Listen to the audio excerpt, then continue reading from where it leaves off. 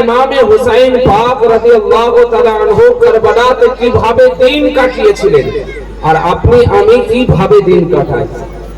আল্লাহু আকবার। কবি তার নিজের ভাষায় বলছে কি, ফোরাতে পানি হয়ে গেছে লাল, ফোরাতে পানি হয়ে গেছে লাল, ওযু করিব এ পানি লোতে ভরা আছে গো তমাম, লোতে ভরা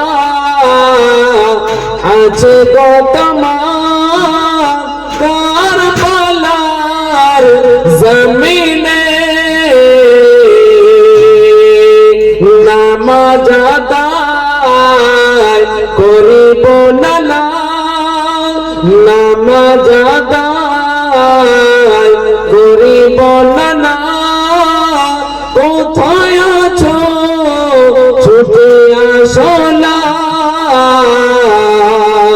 সালাম লাগো নানা জান, সালাম লাগো নানা জান, এসো গো নানা কারবালাতে যাই যে জীবন সীমার হাতে, বড়ই কঠিন কাটে যে প্রাণ, সালাম লাগো নানা জান। আল্লাহুম্মা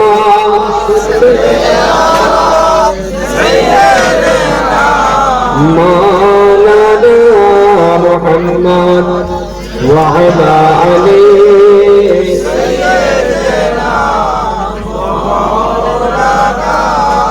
মুহাম্মদ সাল্লাল্লাহু তাআলা আলাইহি ওয়াসাল্লাম। শ্রদ্ধেয় শ্রোতা মণ্ডলী, এই পবিত্র মুআল্লিমুল হারামের শহীদে কারবালার স্মরণে এই পবিত্র জলসার আয়োজন করা হয়েছে। আজ আপনাকে ডাইরেক্টলি আমি কোন রকম ফতোয়া দিব না, আপনার জমির, আপনার বিবেক, আপনার মনুষ্যত্বের উপরে আমি ছেড়ে দেব। মৌলা ইমামে হুসাইন পাক কারবালার সরজমিনে কেমন ভাবে শহীদ হয়েছেন, কেন শহীদ হয়েছেন, কি কারণে শহীদ হয়েছেন, আপনারা কারবালার জীবনে শুনে আসছেন, শুনছেন, কিয়ামত পর্যন্ত আল্লাহ বাঁচিয়ে রাখলে শুনবেন। কিন্তু আসল কারবালা কেন ঘটেছিল, কারবালার প্রান্তরে কি হয়েছিল? ইয়াজিদ একটা মানুষের নাম, মৌলা আলী মাকা ইমামে হুসাইন একটা মানুষের নাম, দুজনের মধ্যে লড়াই হয়েছিল না। একটা জাতির লড়াই, একটা সম্প্রদায়ের লড়াই, একটা ইমানি লড়াই, একটা দ্বীনি লড়াই কারবালার সরজমিনে হয়েছিল। আজ যদি কাউকে ইয়াজিদি বলা হয় তো রাগ হবে। শুধু ইয়াজিদি মানুষকে নয়, বরঞ্চ ইয়াজিদের সৈন্যকেও যদি ইয়াজিদি বলা হয় তবুও রাগ হবে। তো আজ আপনার ইমানের উপরে, আপনার বিবেকের উপরে আমি ছাড়তে চাই যে আপনি আমি যে দুনিয়াতে যে কর্মগুলো আমরা মুহররমের চাঁদ উঠে গেলে 10 তারিখ পর্যন্ত যেগুলো করি, সেই কাজ এবং আপনার আমার প্র্যাকটিক্যালি জীবনে আমরা যেগুলো করি সেগুলো কি আদতেও হুসাইনের পক্ষে না ইয়াজিদের পক্ষে হয়ে আমরা কাজ করি? আজ আপনাদের উপরে ফয়সালা ছাড়ছি, আপনারা নিজের দিলের কান থেকে শুনবেন আর ফয়সালা নিজেই করবেন যে আমি ইয়াজিদের কর্মের মধ্যে লিপ্ত আছি না ইমামে হুসাইনের কর্মে লিপ্ত আছি। প্যারে মুসলমান, কারবালার সরজমিনে লড়াই কিসের জন্য হয়েছিল? লড়াই হয়েছিল হকের জন্য, লড়াই হয়েছিল আপনার সত্যের জন্য। মওলা ইমামে হুসাইন পাক নিজের ঘরকে ঘরওয়ানা লুটিয়ে দিয়েছিলেন শুধুমাত্র দ্বীনকে বাঁচানোর জন্য, কালেমায়ে মানে মুহাম্মাদীকে দুনিয়াতে টিকিয়ে রাখার জন্য, নানার শরীয়তকে আপনার বাহ্যিক অবস্থাতে টিকিয়ে রাখার জন্য। আর ইয়াজিদ কি চেয়েছিল? ইয়াজিদ চেয়েছিল যে ইসলামের যেটা বাহ্যিক রূপ ওটাকে আমি রাখবো, কিন্তু ওর যে আত্মা, ওর যে রূহ, সেটাকে আমি বের করে ফেলে দেব। বলার বক্তব্য, যেমন আপনি উদাহরণস্বরূপ বুঝুন, মানুষের শরীরের মধ্যে যদি একটা হাত কেটে যায় মানুষ বেঁচে থাকবে, যদি একটা পা কেটে যায় মানুষ বেঁচে থাকবে, মানুষের যদি কান কেটে যায় মানুষ বেঁচে থাকবে, মানুষের যদি নাক কেটে যায় মানুষ বেঁচে থাকবে। কিন্তু মুসলমান, মানুষের বডির সম্পূর্ণ যদি সালামত থাকে আর যদি বডি থেকে আত্মা বেরিয়ে যায়, রূহ বেরিয়ে যায়, তাহলে ওই বডির কোনো দাম থাকে না। অনুরূপ ইয়াজিদ তো নামাজি ছিল, ইয়াজিদ রোজাও রেখেছিল, ইয়াজিদ যাকাতও দিত, ইয়াজিদ হজও করেছিল, ইয়াজিদ মুসলমানের মতো কালেমা পড়তো, কিন্তু বার জিকে পড়তো, সেই দিল থেকে নয়। কারণ ইয়াজিদ চেয়েছিল যে মুহাম্মদুর রাসূলুল্লাহ মিহনতের যে দ্বীন ইসলাম, যে মাযহাব ইসলাম, সেই মাযহাবের ইসলামের যে রূহানি, যেটা ইসলামের রূহ, যেটা আত্মা, সেটাকে আমি নিচড়িয়ে বের করে দেব। আর বারজিকের মুসলমানকে এমনি শুধু আকৃতিতে মুসলমান রেখে দেব। না হলে वो ইয়াজিদ, যে ইয়াজিদ নামাজও পড়তো, আপনার জুয়াও খেলতো, ইয়াজিদ নামাজও পড়তো, শরাবও পান করতো, এমনকি এত বড় নালায়েক, ও এত বড় আপনার জাহান্নামী যে হজের রাস্তাতে যখন গিয়েছিল ওই ইয়াজিদ আপনার মদও পান করেছিল। এই মুসলমান মাওলা ইমাম হুসাইন পাক বলেছিলেন, ইয়াজিদ আমি আমার নানার শরীয়ত আমি মিটতে দেব না, আমার নানার শরীয়তকে আমি কখনোই মিটতে দেব না। ইয়াজিদ যে সিংহাসনের মধ্যে মুমিনদের বাদশা বসেছে, যে সিংহাসনের মধ্যে রাসূলুল্লাহর আদর্শ বসেছে, ওই সিংহাসনে তোর মত নাপাককে বসতে দেব না। প্যারে মুসলমান, কিন্তু ইয়াজিদের কর্ম কি ছিল? আজ আপনি আমি মসজিদে যখন যাই, আপনি আমি নামাজে যখন যাই, তো আল্লাহ আল্লাহ, যে মসজিদে ইয়াজিদ চেয়েছিল কি যে আপনার ইহুদি আর নাসরা ধর্মের মধ্যে ছিল কি আপনার যে ধনী লোকের আলাদা কাতার হবে, গরিবের আলাদা কাতার হবে, ধনী মানুষের আলাদা সম্মান হবে, গরিবের আলাদা সম্মান হবে, কালো আলাদা হবে, ফর্সা আলাদা হবে, লম্বা আলাদা হবে, পেটে আলাদা হবে। এই রকম ভাবে সে তফাৎ তৈরি করেছিল। কিন্তু আল্লাহু আকবার, ও মুস্তাফা দানে রহমত, যে দুনিয়াতে লাজবাব দ্বীন নিয়েছে, যে দ্বীনের নাম হলো ইসলাম। আল্লাহু আকবার, ও রাসূল পাকের আদর্শ কি, ও নবী মুস্তাফার মাযহাব কি, ও নবীর মাকসাদ কি, ও নবীর উদ্দেশ্য কি। কারবালাতে ইমামে হুসাইন কার ইয়াদকে জিন্দা করেছে, ও নানা মুস্তাফার ইয়াদকে জিন্দা করেছে। আল্লাহু আকবার, মানে যখন মানে আপনার ফাতাহে মক্কার দিনে, ফাতাহে মক্কার দিনে যখন মক্কাকে ফাতাহ করেছে, ওই দিন জমিনের উপরে মালদার আবু বকর দাঁড়িয়েছিলেন, মালদার উসমানে গনি দাঁড়িয়েছিলেন, মালদার হযরতে সাইয়েদনা ফারুক আযম দাঁড়িয়েছিলেন, মালদার হযরতে শেরে খোদা মুশকিল কোশা দাঁড়িয়েছিলেন, মালদার এক থেকে এক পয়সাওয়ালা মক্কার সরজমিনে দাঁড়িয়েছিল। কিন্তু আল্লাহু আকবার, ওই ফাতাহে মক্কার দিনে হাবশা থেকে আসা একজন কালো বিলাল হাবশি, যে গোলাম, যার মাকে কেউ জানে না, যার বাপকে কেউ জানে না, তার মক্কা মদিনাতে কোনো বিরাদরি নেই, ও হাবশা গোলামকে ফাতাহে মক্কার দিনে মুহাম্মদুর রাসূলুল্লাহ কাবার ছাদে তুলে দিয়ে দাঁড় করিয়ে আযান দিয়ে পুরো দুনিয়াকে জানিয়ে দিলেন যে গরীব বড় লোকের মধ্যে কোনো তফাৎ নেই। বলেন সুবহানাল্লাহ।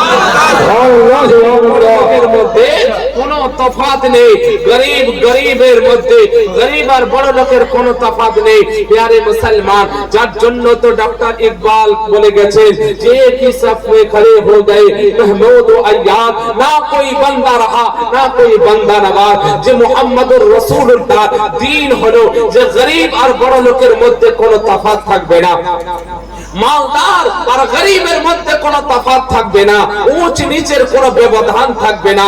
যে এক কালেমা পড়ে নেবে সে এক আল্লাহর কাছে মাথা নত করবে, আর কেউ কারোর কাছে কোন রকম ভাবে কোন রকম কারোর কাছে মাথা নত করবে না।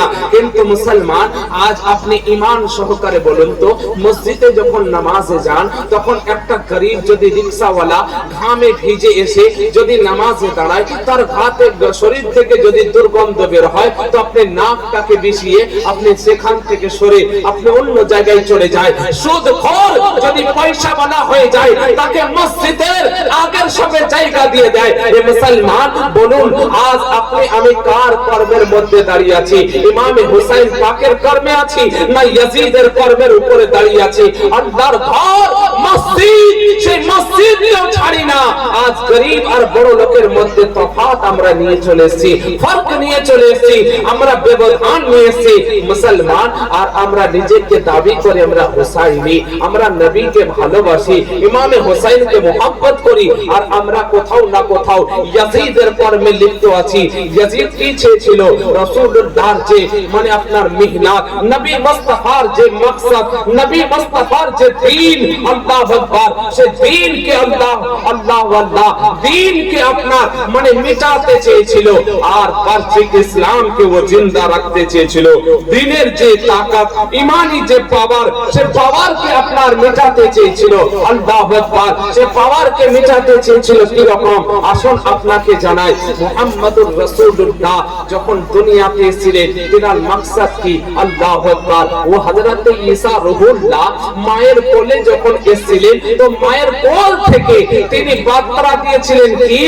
যে ইন্নী আনা আব্দুল্লাহ, আমি আল্লাহর পক্ষ থেকে এসেছি, আর আমি আল্লাহর প্রেরিত একজন বান্দা এবং একজন পথ প্রদর্শক নবী। আতানিল কিতাব, এবং আল্লাহর পক্ষ থেকে আমি কিতাব এনেছি। তো মায়ের কোল থেকে তো ইসলাম প্রচার করেছে।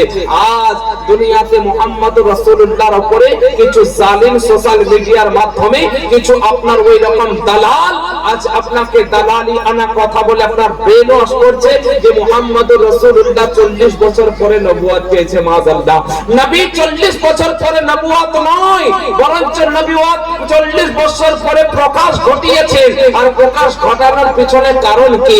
কারণ নবী বলতে আছেন যে আমি 40 বছর আগে, কোরআন দেওয়ার আগে, কোরআন যা যা বলেছে, কোরআনের প্রত্যেকটা আয়াত, প্রত্যেকটা সূরার উপরে যে যা কিছু আল্লাহ বলেছে, আমি মুহাম্মদুর রাসূলুল্লাহ আমি মায়ের কোল থেকে নিয়ে 40 বছর বয়স পর্যন্ত প্রত্যেকটা পঙ্খনা আমল করার পরে 40 বছর পরে আল্লাহর কালামকে এনে দুনিয়াওয়ালাকে বলেছি, এই দুনিয়াওয়ালা কোরআনকে দেখো আর মুহাম্মদুর রাসূলুল্লাহর চরিত্রকে মিলাও। যেটা কোরআন বলেছে নবী আগেই করে দুনিয়াকে দেখিয়ে দিয়েছে। আল্লাহ নারে তাকবীর, আল্লাহু আকবার, নারে রিসালাত, ইয়া রাসূলুল্লাহ, হুসাইন জিন্দাবাদ, ইয়া হাসান জিন্দাবাদ, হাসান का दामन हुसैन का दामन, जहरा का दामन, नारे तकबीर, नारे रिसालत, या रसूल अल्लाह। यानी मुसलमान যেটা নবী তো জাহান মালিক ও মুখতার বলেন যে আল্লাহ যেটা হুকুম দিয়েছে ও মুহাম্মদুর রাসূলুল্লাহ আগেই তো দুনিয়াওয়ালাকে নিজের প্র্যাকটিক্যালে জীবনে করিয়ে দেখিয়েছে। আজ মুসলমান জায়গায় জায়গায় জলসা হয়, হাজার সোশ্যাল মিডিয়ার মধ্যে ভেড়ি কুত্তার মতো ভুগতে থাকে, দ্বীন ইসলামের মানে দালাল হয়ে সোশ্যাল মিডিয়াতে মানুষের ঈমানকে লুটতে আছে, কিন্তু মানুষের দিলে কোনো আসর হয় না। কারণ কি?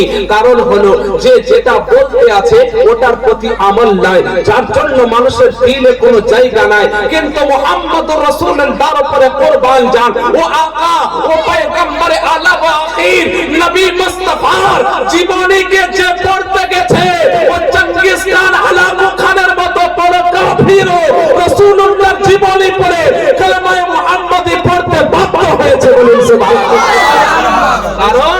কারণ কি? নবীর আদর্শ, নবীর চরিত্র, নবীর আদর্শ কেমন ছিল?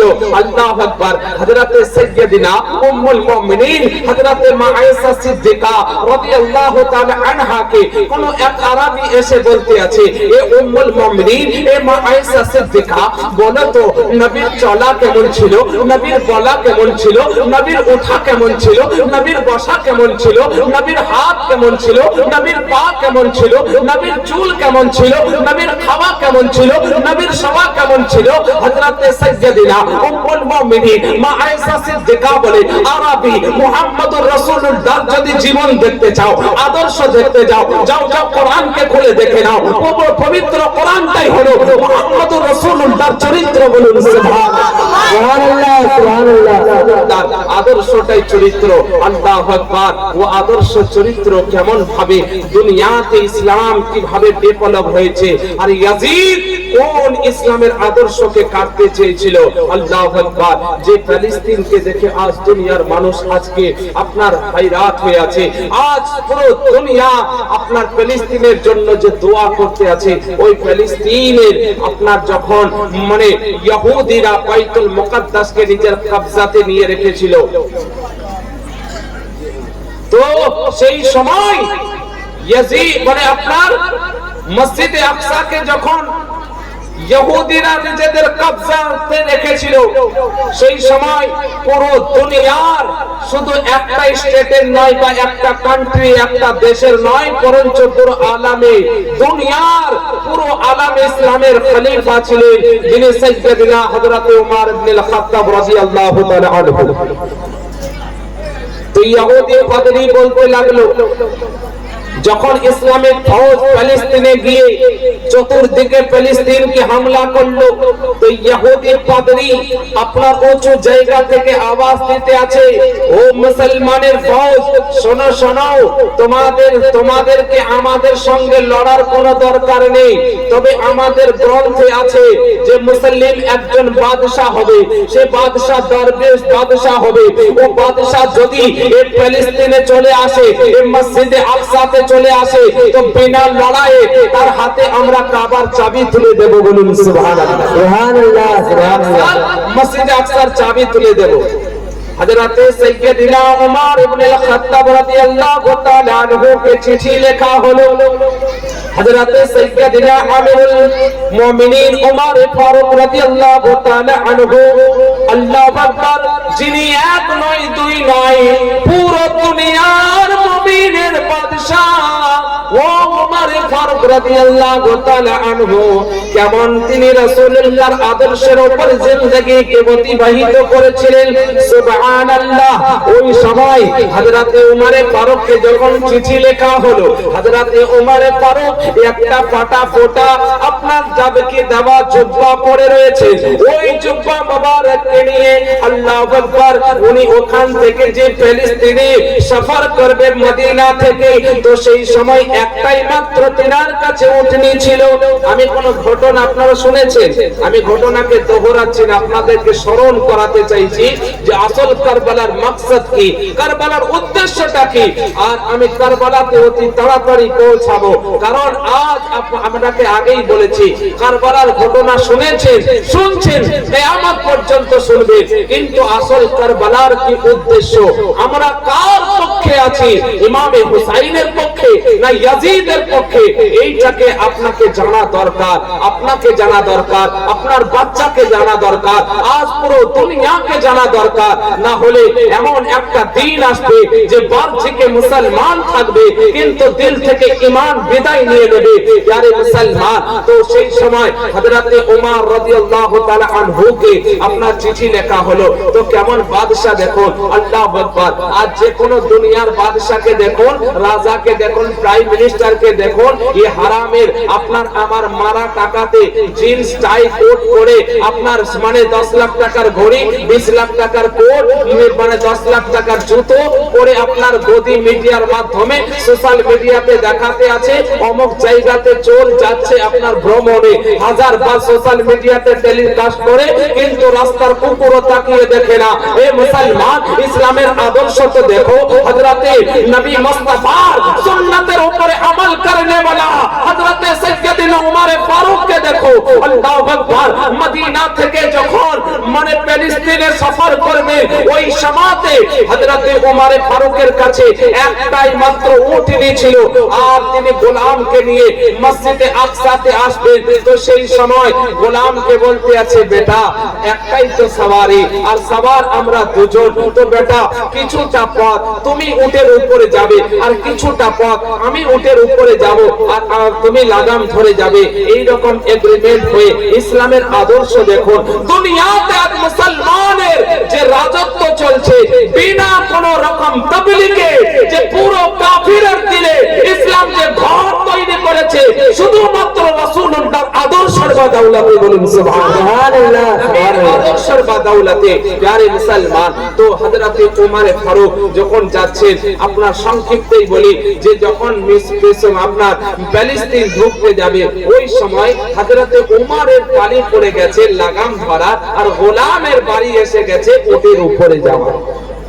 হযরতে সাইয়্যিদিনা ওমর ফারুক লাগাম ধরে হাঁটতে আছেন, তো গোলাম বলতে আছেন, আকা ও মালিক, আপনি বাদশা, আপনি এসেছেন একটা বাইতুল মুকাদ্দাসের চাবি নিতে, আর ইহুদিরা আপনাকে দেখবে। হুজুর গো, এইটুকু আপনি উটের উপরে চলুন, আমি লাগামটা ধরে যাই। হযরতে সাইয়্যিদিনা ওমর ফারুক বলছেন যে এ গোলাম, আমি হলাম ওমর, আমাকে আদল ও ইনসাফের বাদশা বানানো হয়েছে, আমি এতটুকু কারোর অধিকারকে কাটতে চাই না। যেটা আমি এগ্রিমেন্ট করেছি, যেটা আমি ডিল করেছি, সেটার প্রতি আমি পুঙ্খানুপুঙ্খ আমল করব। আল্লাহু আকবার। হযরতে সাইয়্যিদিনা ওমর ফারুক যখন লাগাম ধরে আপনার যখন একটা নালা পার হতে যাচ্ছে, তো সেই নালাতে পানি আছে, হযরতে ওমর ফারুক যখন জুতো আর মোজা খুলছে, তো চামড়ার মোজা আর জুতো দুটোই ফাটা, দুটোই ছেঁড়া, ঘাড়ের মধ্যে যখন তুলে নিয়েছে, একজন নওজওয়ান যুবক সাহাবী এসে বলছেন, দেখো ওমর কি করছে। আরে কত ইহুদি দাঁড়িয়ে আছে আমাদের বাদশাকে দেখার জন্য, স্বাগতম করার জন্য, আর একটা গোলামকে উটের উপরে চাপিয়ে ছিঁড়া ফাটা মোজাকে ঘাড়ের মধ্যে নিয়ে এইভাবে আসছে, তো আমাদের তো মান ইজ্জত চলে যাবে, আমাদের সম্মান তো চলে যাবে, আমাদেরকে তো মজাক করা মনে হবে। এই কথা যখন সাইয়্যিদিনা ওমর ফারুকের কানে পড়েছে, হযরতে ওমর ফারুক লাগামকে ছেড়ে দিয়ে পাথরকে তুলে ওই যুবক সাহাবীকে মারতে আছে আর বলতে আছে, এ নাদান, আমার নবীর কত বছরই বা হলো দুনিয়া থেকে ইন্তেকাল করা, এরই মধ্যে নবীর সুন্নতকে ছেড়ে দেওয়ার কথা বলো, এরই মধ্যে নবীর ইয়াদকে হারিয়ে যাওয়ার কথা বলো। আরে শোনো, আমাদেরকে যে ইজ্জত পাওয়া গেছে সেটা কাপড়ের জন্য নয়, জুতার জন্য নয়, মোজার জন্য নয়, পাগড়ি জুব্বার জন্য নয়, বরঞ্চ আল্লাহ যে ইজ্জত দিয়েছে মুসলমানকে শুধু রাসূলুল্লাহর গোলামি করার বাদৌলতে দিয়েছে, বলুন সুবহানাল্লাহ। নবী মুস্তাফা গোলামের বাদৌলতে আল্লাহ ইজ্জত দিয়েছে মুসলমানকে। আল্লাহু আকবার। তো তার মাজরা কি হলো, যখন ওমর ফারুককে দেখে ওই ইহুদি পাদ্রী ওই মসজিদে আকসার চাবিকে নিয়ে আসছে, আনার পরে বলতে আছে, ও মুসলমানের বাদশা, ও দুনিয়ার খলিফা, আমাদের তো গ্রন্থের মধ্যে এতটুকুই লেখা ছিল যে মুসলমান দরবের বাদশা যখন আসবে তো মসজিদে আকসার চাবি তুলে দেবে, কিন্তু আপনার আদর্শ, আপনার ব্যবহার, আপনার পোশাক, আপনার চরিত্র, আপনার ইনসাফ দেখে আজ আমরা হাজার পাদ্রী আপনার পদতলে নিজের জানকে লুটিয়ে দিচ্ছি, আর কোরআন কালেমা আর দাখিল করে নেন মুসলমানের মধ্যে, বলুন সুবহানাল্লাহ।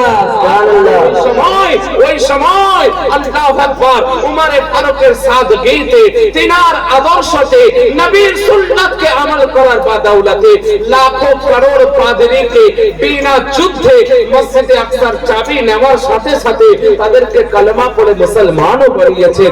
আজ মুসলমান আপনি আমি কোন আদর্শে আছি? আজ আপনি আমি কোথাও না কোথাও ইয়াজিদের আদর্শের উপরে দাঁড়িয়ে আছি, রাসূলুল্লাহর আদর্শকে ছেড়ে দিয়েছি। কেমন আদর্শ! আল্লাহু আকবার। আজ হযরতে সাইয়্যিদিনা ওমর ফারুক, হযরতে ইমামে আলী মাকা, হযরতে মুশকিল কুশার লাডলা নবী মুস্তাফার নয়নের মণি হযরতে ইমামে হুসাইন পাক একদিন ঘোড়ার উপরে চেপে কোথাও চলে যাচ্ছেন, হঠাৎ করে দেখছেন রাস্তার ধারে কিছু গরিব দুঃখী অসহায় মানুষ কিছু গরিবী খাবারকে নিয়ে তারা খেতে যাবে। মাওলা ইমামে হুসাইন পাক ওই রাস্তা দিয়ে ঘোড়ার উপরে চেপে যাচ্ছেন। ওই গরিব দুঃখী মানুষগুলো বলতে আছেন, ও ইমামে আলী মাকা, আমরা হলাম গরিব মানুষ, আমরা হলাম অসহায় মানুষ, আমরা হলাম দিন মজুর মানুষ, ইয়া হুসাইন আপনি আমাদের সঙ্গে আসুন আর দুই এক লোকমা খাবার খেয়ে নিন। হযরতে সাইয়্যিদিনা ইমামে হুসাইন পাক আমার ওই ঘোড়ার লাগামকে টেনে নিলেন, আর ঘোড়ার উপর থেকে জমিনের মধ্যে এসে ওই গরিব লোকের দস্তরখানে বসে গিয়ে দুই এক লোকমা খাবার মুখে নিয়ে তারপরে বলতে আছেন, ও লোকেরা শোনো, তোমরা বলে গরিব, তোমরা বলে অসহায়, তোমরা বলে দুঃখী, আর তোমরা আমাকে খাবার জন্য যখন ডাক দিলে আমার খিদা ছিল না, খাবার কোন রকম ইচ্ছা ছিল না, কিন্তু তাও আমি নিজের ঘোড়াকে থামিয়ে তোমাদের দস্তরখানে এই কারণে এসেছি যে আমার নানা মুস্তাফা বলেন যে গরিব আর বড় লোকের মধ্যে কোনো তফাৎ নেই। যদি কেউ গরিবের মুখে একবার হাসি ফুটিয়ে দেয়, মহান আল্লাহ তার প্রতি রাজি হয়ে যায়। আল্লাহ তার প্রতি রাজি হয়ে যায়। তাই নানার সুন্নাতকে আদায় করার জন্য, নানা মুস্তাফা জানের রহমতের সুন্নাতকে জিন্দা করার জন্য আজ আমি তোমাদের দস্তরখানে এসে খিদা না থাকার কারণেও খাবার খেয়েছি, যাতে তোমরা বলতে না পারো যে আমরা গরিব বলে ইমামে হুসাইন আমাদের সঙ্গে খেলো না। হে মুসলমান, কোন নবীর আওলাদ, কোন নবীর বংশধর, ও নবী আল্লাহু আকবার, ও নবী যে নবী মুস্তাফাকে রাজি করার জন্য জিবরিল কদম চুমে, ও নবী আল্লাহু আকবার, ও নবী তো জাহান মালিক ও মুখতার। আজ আপনি আমি মুসলমান সে গরিব, যদি আজ আপনার আমার বাড়িতে ভোজ হয় তো গরিবকে বাদ দিয়ে বড় বড় পয়সাওয়ালাকে ইনভাইট করা হয় না? বড় বড় পয়সাওয়ালাকে ইনভাইট করি, গরিবের কোনো আমরা আহমিয়ত দিই না।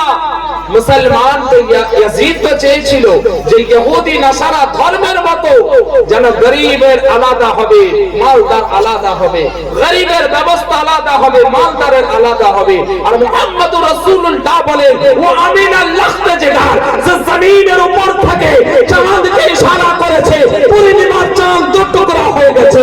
ও নবী যে ডোবা সূর্যকে ইশারা করেছে, তো ডোবা সূর্য আবার আসরের মধ্যে ফিরে এসেছে। ও নবী যে নবী মুস্তাফা আল্লাহু আকবার বেজান গাছকে আপনার কালেমা পড়িয়েছে, বেজান পাথরকে কালেমা পড়িয়েছে।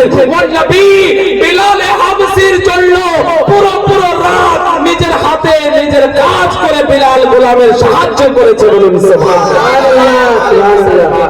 ও নবী, আর সেই নবীর আদর্শকে আজ মুসলমান আমরা ছেড়ে দিয়ে ওই ইয়াজিদের কর্মকে পালন করে, ইহুদি নাসারা দ্বীনকে পালন করে, আজ যখন মানে বিবাহ শাদী লাগে তো বেছে বেছে মালদার পয়সাওয়ালাকে ইনভাইট করা হয়। আর যদি কোনো ফকির আর গরিব চলে আসে তাকে বাড়ির বাইরে চৌকাট থেকে বিদায় করে দেওয়া হয়।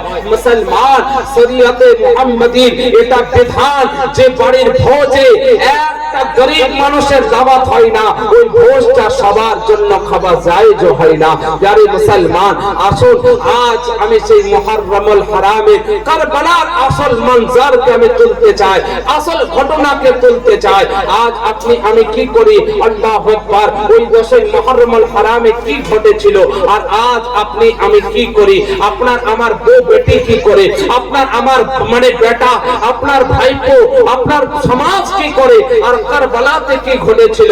আল্লাহু আল্লাহ, আল্লাহু আকবার। যখন 9 মুহররমুল হারাম আশুরার দিন মানে আগমন আসছে, সামনে আছে 9 তারিখের রাত দিন যখন অতিবাহিত হয়ে ঠিক আসরের টাইম যখন আসছে, ওই টাইমে আল্লাহু আকবার আসরের ওয়াক্ত হয়ে গেছে, মাগরিবের ওয়াক্ত কাছে আসছে। হযরতে সাইয়্যিদিনা ইমামে আলী বাকা, হযরতে ইমামে হুসাইন পাক আমার, আল্লাহু আকবার, মানে আপনার ভাই ভাতিজা, নিজের আহলে মানে নিজের পরিবারের মানে ডেড বডি আল্লাহ সাকে তুলতে তুলতে তিনি হায়রান আর ক্লান্ত হয়ে গেছেন। 3 দিনের পিপাসা, 3 দিনের ভোকা অনাহার আছে।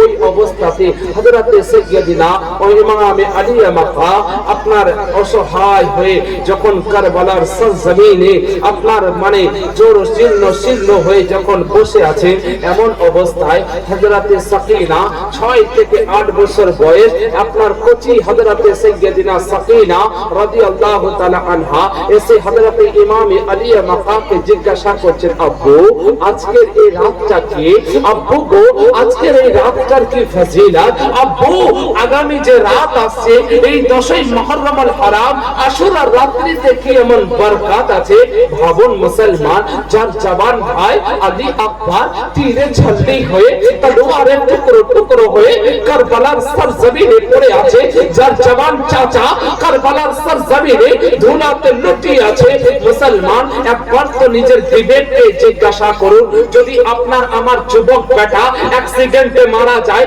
আপনার আমার যুবক ভাই যদি অ্যাক্সিডেন্টে মারা যায় আর সেই বাড়ির হালাত কি থাকে আরে বাড়ি তো বাড়ি সে গ্রামের পর্যন্ত রওনা উঠে যায় পুরো গ্রাম আপনার একটা শোকের জোয়ার ভেঙে যায় কিন্তু মুসলমান একবার তো ভাবো কারবালার সরজমিনে মাওলা ইমামে হুসাইনের কি অবস্থা হয়েছিল যেখানে আপনার জানাজা পড়ার জন্য কোনো লোক সাহায্য করার মতো ছিল না কাফন দাফন দেওয়ার মতো কোন লোক হযরতে ইমামে হুসাইনের পাশে দাঁড়ানোর মতো ওই সময় কেউ ছিল না 6 বছরের কচি সাকিনা হযরতে সাইয়্যিদিনা সাকিনা যার 6 মাসের কচি ভাই আলী আসগর পর্যন্ত পানির জন্য তড়পিয়ে চোখের সামনে আপনার রক্তের ফোয়ারা বয়ে গেছে আর কারবালার সরজমিনে আপনার লুটিয়ে পড়ে আছে ওই রকম মঞ্জর ওই রকম অবস্থায় মুসলমান আপনার আমার মা যদি ইন্তেকাল করে তো আপনার আমার মানে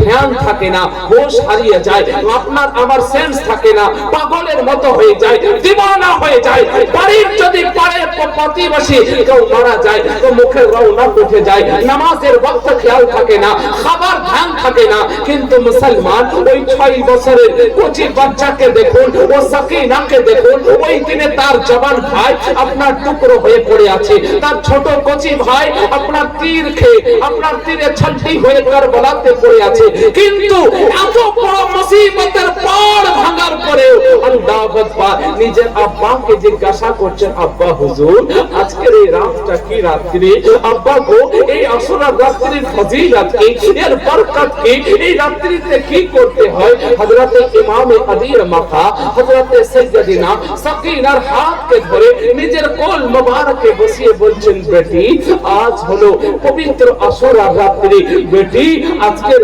রাত্রিতে কোরআন পড়তে হয় বেটি আজকের এই রাত্রিতে নামাজ পড়তে হয় বেটি আজকের এই রাত্রিতে আল্লাহর জিকির করতে হয় বেটি আজকের এই রাত্রিতে আল্লাহর কাছে তওবা করতে হয় বেটি আজ বড় মূল্যবান রাত্রি বেটি হযরতে সাইয়্যিদিনা সাকিনা আল্লাহু আকবার যার পুরো ঘরকে ঘর লুটিয়ে কারবালার সরজমিনে পড়ে আছে ওই সাইয়্যিদ 6 বছরের সাকিনা বলতে আছেন আব্বু আমি তো কোরআন পড়তে জানি না আব্বু আমি কি করে কোরআন পড়বো আব্বু আজকে এই রাত্রিতে এত মূল্যবান রাত্রিতে আমি কি কোরআন পড়তে পারবো না আপনি আমাকে কি কোরআন শেখাবেন না আল্লাহু আকবার ও হযরতে ইমামে আলী মাকা নিজের ওই লাডলি ও কলিজার টুকরা হযরতে সাইয়্যিদিনা সাকিনাকে হাত ধরে কোলের মধ্যে বসিয়ে বলছেন বেটি বলো আউযু বিল্লাহি মিনাশ শাইতানির রাজিম বিসমিল্লাহির রহমানির রহিম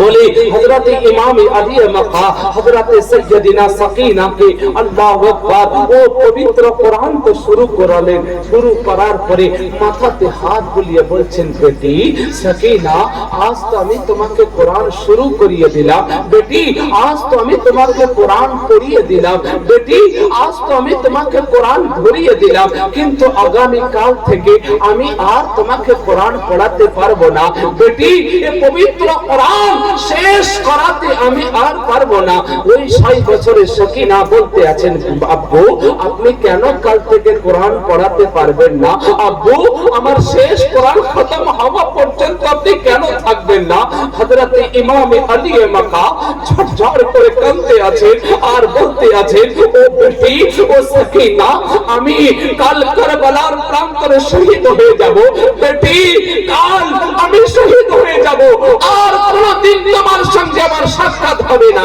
মুসলমান ভাবো তো একবার যে বাপ নিজের বেটিকে নিজের কোলের মধ্যে বসিয়ে নিজের মৌতের কথা শোনায় ওই বাপের হালাত কেমন হয়, ওই বেটির অবস্থা কেমন ছিল। আজ সেই আসরার রাত্রিতে আপনার আমার বউ বেটি বোন আজকে মেকআপ করে, আজকে বেপরদা হয়ে, আজ আপনার ছোট ছোট ড্রেস পরে ওই ঢোলের পিছনে যায়, আর আপনার ওই সমস্ত শয়তানি ইয়াজিদি কর্ম দেখে এ মুসলমান। আজ কিছু তো যুবক এমন হয়ে গেছে যেই দিনে মর্মান্তিক কারবালার প্রান্তরে নবীর ঘরওয়ানা হযরত সাইয়্যিদা ফাতেমার লাডলা কলিজার টুকরা কারবালার প্রান্তরে আল্লাহু আকবার মুসিবতের বাদ থেকে পড়েছে।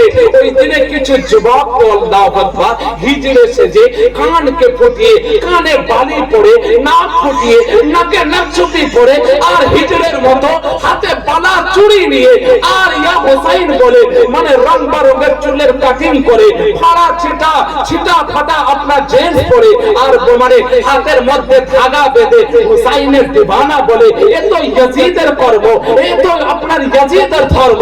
মুসলমান এই ইয়া হোসাইন কে করেছিল জানেন? ইয়া হোসাইন বলে মাতম কে করেছিল? সিনা কে পিটেছিল আর ছাতি কারা মারে। আল্লাহু আকবার। আপনাকে আগেই বললাম কারবালাতে 6 বছরের সাকিনা, ও তো আব্বার কাছে দর্শ নিচ্ছে, আব্বা আজকে রাত্রিতে কি করতে হয়?